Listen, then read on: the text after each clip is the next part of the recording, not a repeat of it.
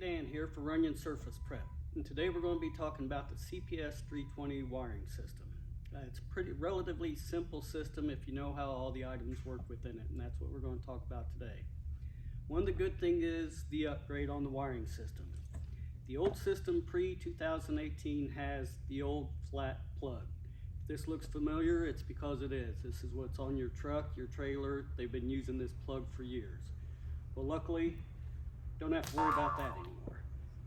We have the new upgrade wiring system. Much easier plug, much stronger plug. The whole system is easily replaced, and once you start having problems with the old system, the best thing to do is to just completely redo the wiring system because it's so simple to install the new one.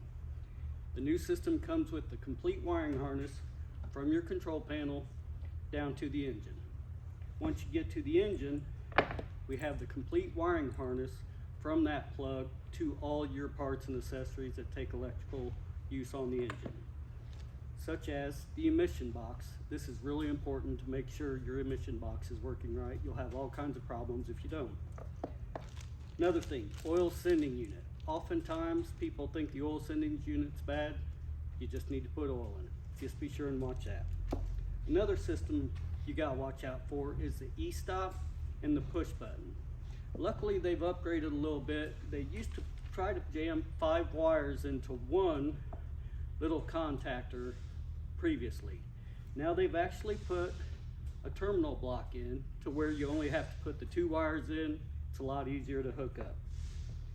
Always check your oil sending or your engine O2 sensor and your oil sending unit at the same time. Your emission box runs off both of these. You need to make sure both of these are working, or your emission box is going to act a little funny. The other part of the wiring goes to your lockout coil on your regulator. Always make sure you have good connections to this because it can be somewhat problematic as you can lose a ground and it goes in and out, and you'll think it's an engine problem when it's actually just an electrical problem. So be sure and upgrade everything as you do it. It's not that much more expensive to go ahead and put a new emission box on and an O2 sensor. Be sure and check that O2 sensor really well. Make sure all your connections in here are really good, and do away with the single clip and go to a multi-peg clip. Other than that, it's really easy to do. Don't forget to check out the website. We have all your CPS parts and needs. Thank you very much. This is Mechanic Dan.